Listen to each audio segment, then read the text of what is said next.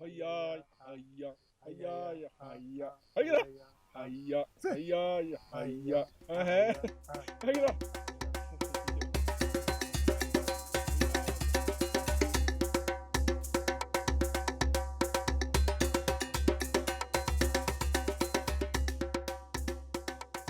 My name's Stuart Butler. I'm from the UK, but I live in France, in southwest France. I'm a writer and photographer.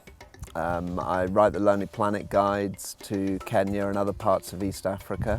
I've been interested in the people and particularly how conservation, tourism, the traditional life are all interplaying together here, and how the conservancies are affecting it because they're very different to the national parks.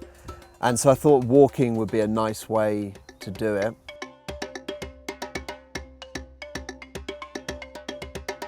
My name is Josphat Mako. I'm one of the Kenya professional safari guide. We have been keeping in touch on Facebook, and he asked me if I can come to do this work with him. And it was also very good for me because it is completely different to my job, because I always drive a car guiding my guests. I've used the Maasai and the Mara as the basis for the project, because this landscape is what most people think of when they think of Africa, not just East Africa. We've just zigzagged through the Mara region, through community lands, through areas outside all protection, over high plateaus, through areas up high where it's almost rainforest. You've got turacos and colobus monkeys, and it's very different. And then stayed in the villages, bush camped, then reached the conservancies. Once I explain to them what we are doing, and I tell them all this is actually we are doing this because this guy is a good friend of mine and he wanted to know much about Maasai culture. They're all very happy. English. English.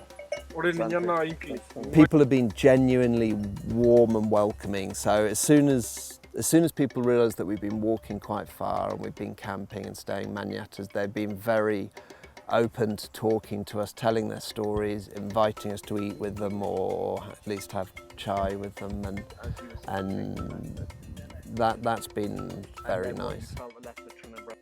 A couple of days ago we walked and it was unbelievable, just hundreds and hundreds of zebra and gazelle, and we probably walked past 15 hyenas or something that day, and the animals almost seemed interested in us, didn't they? They weren't, the zebra and stuff especially weren't moving. We were as close as you could get in a vehicle. I've travelled to over half the countries in Africa, in each region: Southern Africa, Central, North, West, East. And I cover for Lonely Planet and various other people, parts of Asia, Latin America and Europe. For me, Kenya is the one country that I would return to again and again and again at a drop of a hat. And for me, this walk in particular, every trip I've done here is amazing. There's always something, but this walk has been the single most amazing thing I've ever done. Everyone likes to travel, and I always feel that this is the right time to travel to Kenya and come and enjoy the wildlife that we have, and it will be the best experience ever. People are scared of terrorism. That can happen anywhere. The risks are no higher here. In fact, the risks inside these parks is incredibly minimal. There is no real risk. People are worried about disease and stuff. Ebola obviously hit African tourism badly. Where that was, I don't know how many thousands of kilometres away. You'd be at more, Spain is closer, so if that's your logic, don't go on holiday to Spain because it's more dangerous. It is very safe. The people are extremely welcoming and very friendly. There is no reason to worry about coming here.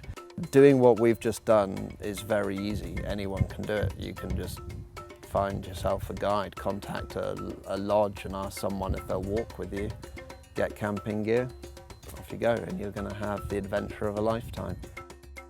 For me, this has just been a fantastic experience, and Kenya are a great place. I mean, just looking around me now, I can see warthog, Thompson's gazelle, wildebeest, impala, a couple of 3 giraffe off in the distance.